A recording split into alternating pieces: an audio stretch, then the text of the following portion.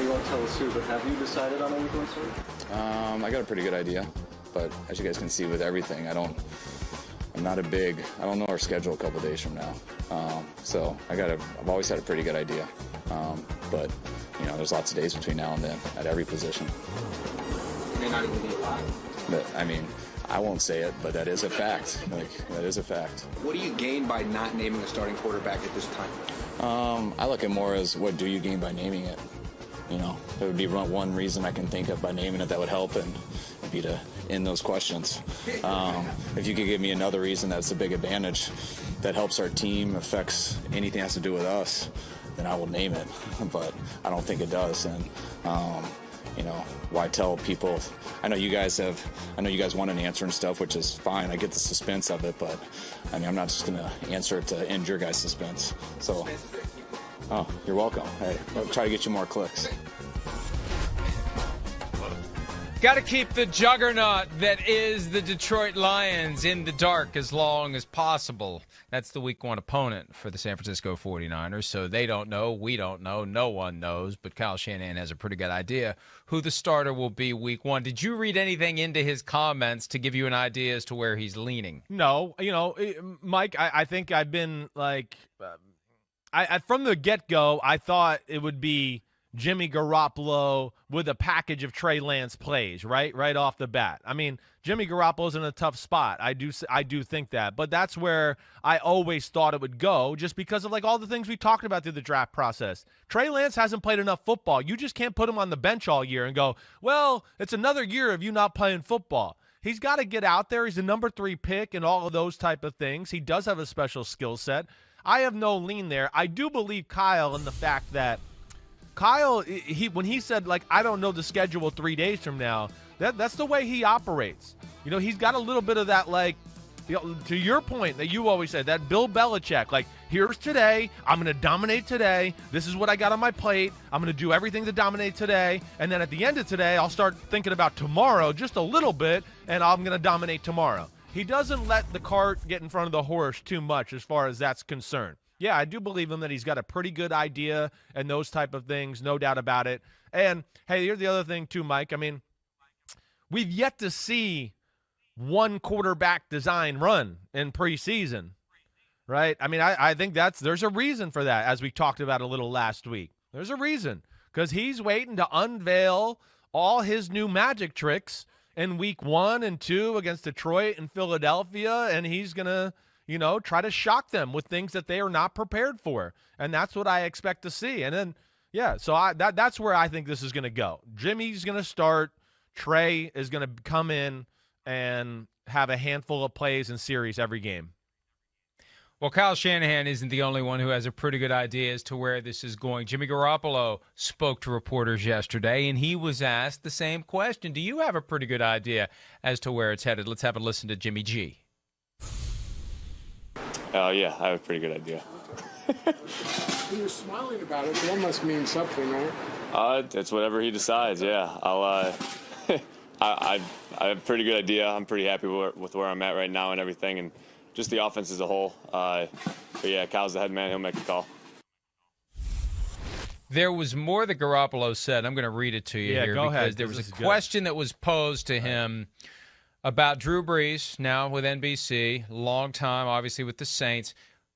At practice recently, conversation after practice between Brees and Garoppolo. And the way the question was set up, I believe the intent was to ask Garoppolo if he asked Brees about his experience last year or two with the Chargers when team drafts Phillip Rivers and you're the odd man out eventually, which is what happened with Brees, and it was the best thing that ever happened to him from a football standpoint. He became one of the great quarterbacks of all time in New Orleans.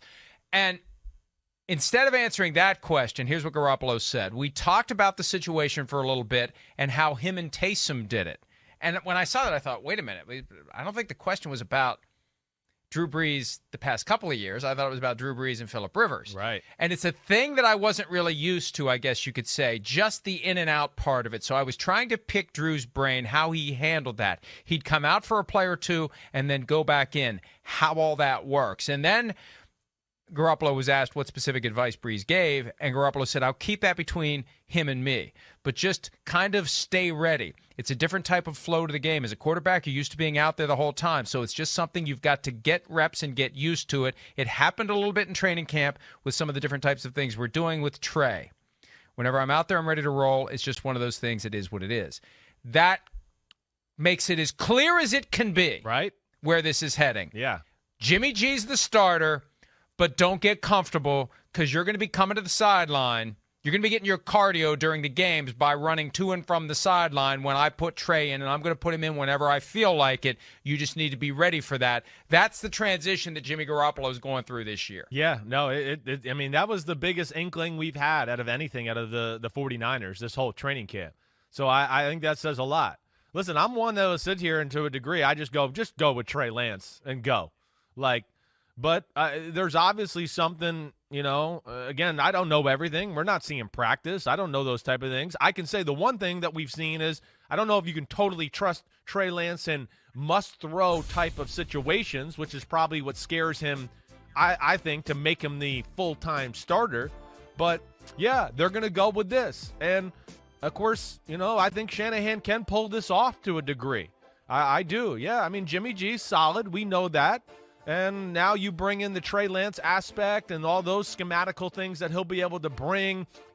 Steve-O Samuel's going to be flying one way, and he's going to be given to the running back this way, and maybe he comes out the back door with the ball that way. And, so they're going to have a lot of things going on.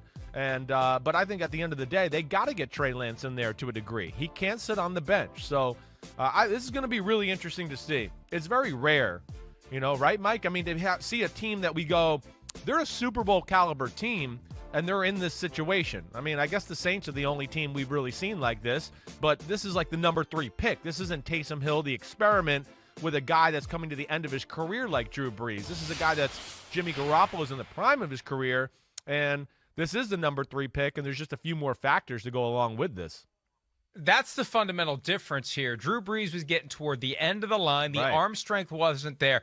Next-gen stats the other day, the morning after the Saints-Jaguars game, when Jameis Winston threw that touchdown, 53 yards in the air the ball went. That was the longest throw by any Saints quarterback since 2016. Right. I mean, everybody knew that if you want to get the ball down the field, you got to get Taysom Hill out there. That's why they did it. And I'm sure that's the conversation that Sean Payton and Drew Brees had very candidly when it started, because if you're a franchise quarterback, you don't want to come off the field. You're competitive. You want to be on the field every play, but it's in the best interest of the team. If you just can't muscle the ball down the field, you can make all the other throws. You can run the offense to perfection. You can be one of the best quarterbacks in NFL history, but if the ball needs to get 50 yards down the field, they need Taysom Hill to do it. Yeah. This is different. This is guy who's supposed to be in his prime. This is guy who's making $25 million under the contract that was signed several years ago, which made him the highest paid player in the league at the time. Didn't last long, but that's how it was at the time. There's a different vibe. There is. And Mike, let me just add, let me just say, this is the conscious transition. Here's what they're going to do. It's not going to be either or. It's going to be both. And I think it's going to be more and more Trey as he shows the ability to execute the offense, and less Jimmy. And it's just going to be one day that it's not Jimmy at all. That's where I'm with you there, Mike. I'm with you. I'm glad that's where I was kind of going, because I think, you laid out all the differences. You're exactly right. And then here's one more difference that I think even puts more pressure on the situation for it to swing what you're talking about. In New Orleans, Drew was the man. The fans weren't clamoring for Taysom Hill. This is not the case out there. The whole country is clamoring for Trey Lance. I mean, nobody even wanted to talk about his bad plays the other night. Most TV shows I watched and everything talking about football, they didn't even mention him. Like, it didn't happen. He struggled a little early, but he was awesome. Let's go back to the awesome late against the third stringers. So Jimmy G is in a no-win situation here. And that's, I think that's another big factor to all the things you said is there's going to be just, Drew, if he threw an interception or something like that, nobody was going to be like, oh, Taysom Hill needs to go in. Drew was the man, the freaking man. So we didn't worry about if he threw an interception. Jimmy Garoppolo, on the other hand, in this situation, he has a bad series or two. And like you said, then Trey Lance comes in and has a few exciting plays and all that. They're going to boo Jimmy Garoppolo off the field. And that's where, it's going to get interesting. And I'll be certainly watching closely to see how this is all handled.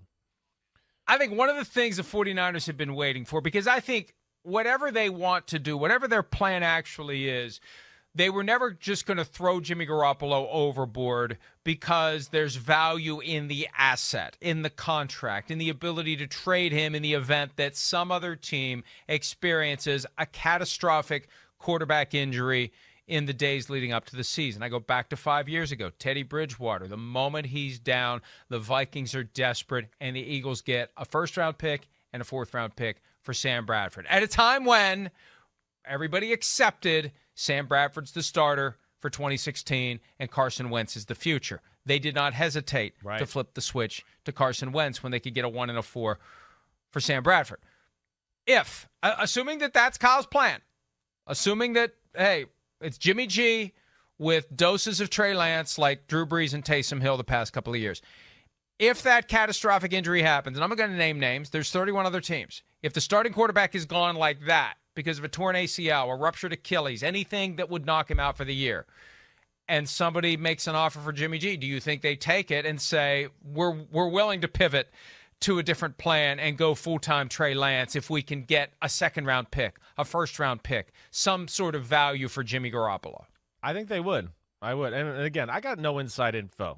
So I just want to make that clear again, okay? No idea. No, but I think they would. I think like the way you lay that out there right there, if they were going to get something of that type of value, a second-round pick, really got a team desperate, we know they just traded away all these picks last year in the draft and those type of things, that might be something they do. Again, that's where I get into Shanahan and, of course I'm rooting for Kyle and the 49ers and what they do. And that's why sometimes I just go, I have ultimate confidence in Kyle and his ability to game plan, no matter who the quarterback really is. Again. Except Nick Mullins. Well, yeah, but this is where Nick Mullins, if you remember, his first 16 starts, second most passing yards in the history of the NFL. Second most. Now, that was all smoking mirrors. It was beyond smoke and mirrors. It was a mirror that was smoking. Because Nick Mullins is not good. That's literally, Nick Mullins, I don't know if he's going to make the Eagles and be on a team this year. But Shanahan's that awesome to make everybody think like, whoa, this is chicken salad. And I was always like, man, no, it's chicken, you know what? It ain't chicken salad. Shanahan's just freaking amazing and can get people open. So that's where sometimes I come out and just go, man, rip the Band-Aid off, start the Trey Lance era, stop all the clamoring with the fans and all that and putting Jimmy G in a bad spot. But obviously I don't think it's going to go that way. And Jimmy G seems very comfortable with the way he was in that press conference that, one, as a player, you get a feel from practice and how it's being run where you stand. No matter what you're not or being told or whatever, you start to get the clues just from the reps and things like that. And I'm sure he's been going with the ones all the time. Every now and then they put Trey Lance in with the ones. And if the media and there's no fans there, they probably break out some of the crap that they're going to break out early in the season with Trey Lance as far as the run game design, the Lamar Jackson runs and all those type of things. And it seems like, yes, it's going that way. Hi, I'm Mike Tirico, and thanks for watching. Make sure to hit subscribe for the latest news and highlights from NBC Sports.